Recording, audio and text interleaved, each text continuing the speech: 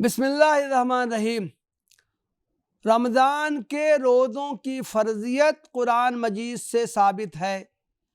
اللہ تعالیٰ نے حکم دیا ہے کہ جو شخص بھی ماہ رمضان پائے وہ اس میں روزہ رکھے۔ روزہ رمضان کا شمار اسلام کے بنیادی ارکان میں ہوتا ہے۔ اس کی اہمیت کا اندازہ ایک حدیث سے بخوبی لگایا جا سکتا ہے۔ حضرت ابو ہریرہ رضی اللہ عنہ سے روایت ہے کہ نبی صلی اللہ علیہ وسلم نے ارشاد فرمایا، من افطر یوما من رمضان فی غیر رخصت رخص اللہ لہ لم یغض عنہ صیام الدہر کلہ وان صامہ۔ جامع ترمذی کی یہ حدیث ہے کہ جس شخص نے بغیر کسی عذر کے رمضان میں ایک دن روزہ نہ رکھا، وہ اگر زندگی بھر روزہ رکھے تو اس کی قضا نہیں ہو سکتی۔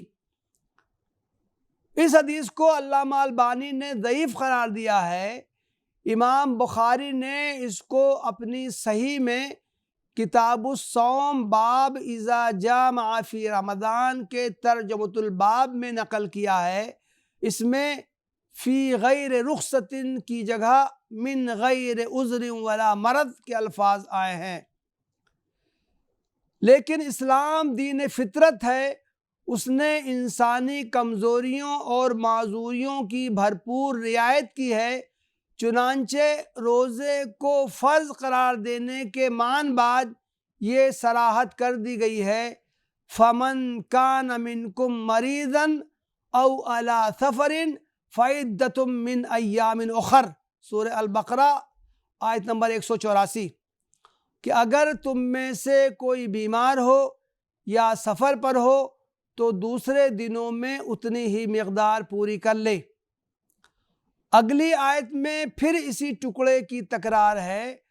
وہاں ساتھ ہی یہ صراحت بھی کر دی گئی ہے کہ اس رخصت کے ذریعے اللہ تعالیٰ کا مقصود بندوں کے لیے آسانی پیدا کرنا ہے۔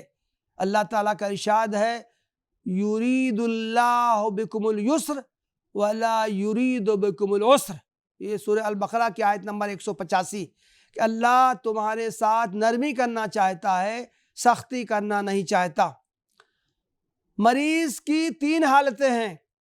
اول یہ کہ اس کے لیے روزہ رکھنا ممکن نہ ہو، ایسے شخص کے لیے روزہ نہ رکھنا واجب ہے۔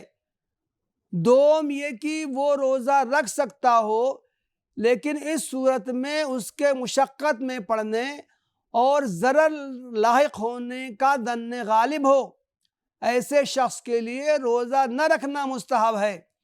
سوم یہ کہ اس کا مرض ایسا ہو کہ اس کے ساتھ روزہ رکھنے کی صورت میں اس کے مشقت میں پڑنے اور ضرر لاحق ہونے کا ظن غالب نہ ہو۔ بعض اصحاب علم کہتے ہیں کہ آخر الذکر حالت کے مریض کو بھی اجازت ہے کہ وہ روزہ نہ رکھے۔ یہ رائے رکھنے والوں میں محمد ابن سیرین، عطا اور امام بخاری رحمہ اللہ کے نام مذکور ہیں۔ یہ حضرات کہتے ہیں کہ اللہ تعالیٰ نے حکم روزہ سے استثناء میں مطلق مرض کا تذکرہ کیا ہے، اس لیے عرف عام میں جس کو بھی مریض کہا جاتا ہے اسے روزہ نہ رکھنے کی اجازت ہے، خواہ اس کا مرض جس نوعیت کا بھی ہو۔ لیکن جمہور علماء صرف ایسے مریض کو روزہ نہ رکھنے کی اجازت دیتے ہیں جو کسی ایسے مرض میں مبتلا ہو کہ روزہ رکھنے کی صورت میں تکلیف میں مبتلا ہو جانے، اس کے مرض میں اضافہ ہونے یا اس سے شفا یابی میں تاخیر ہو جانے کا ظن غالب ہو۔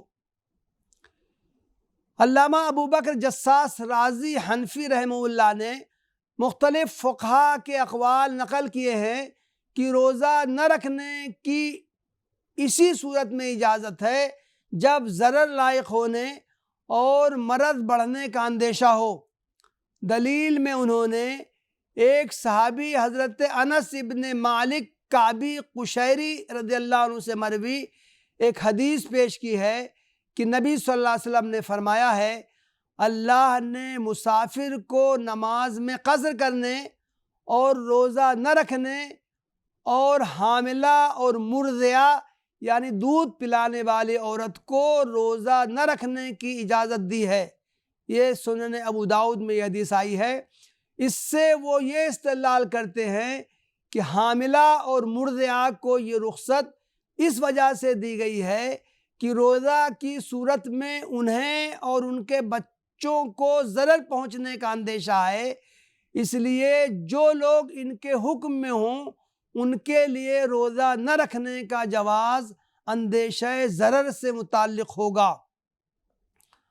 رہا یہ سوال کہ چھوٹے ہوئے روزوں کے بدلے میں کیا کیا جائے، تو اس کا جواب یہ ہے کہ امراض کی دو صورتیں ہیں۔ بعض امراض وقتی اور عارضی ہوتے ہیں، علاج کے بعد ان کے زائل ہو جانے کی امید ہوتی ہے، جبکہ بعض امراض کا زندگی بھر کا ساتھ ہوتا ہے۔ ایسے مریض جنہیں اپنے مرض سے افاقہ پانے کی امید ہو، انہیں قرآن نے دوسرے دنوں میں ان کی قضا کرنے کا حکم دیا ہے، لیکن جن امراض کے زندگی بھر دور ہونے کی امید نہ ہو ان میں مبتلا مریضوں کو فدیہ ادا کرنا چاہیے۔ ایک روزہ کا فدیہ صدقہ فطر کے برابر ہے۔ موسم گرما میں روزے کا دورانیہ کم از کم 12 گھنٹے کا ہوتا ہے۔ شوگر کے جو مریض اتنا عرصہ بھوک برداشت نہیں کر سکتے، انہیں روزہ نہ رکھ کر بعد میں اس کی قضا کرنے کا ارادہ کرنے کے بجائے فدیہ ادا کرنا چاہیے۔ وآخر دعوانا ان الحمد للہ رب العالمین۔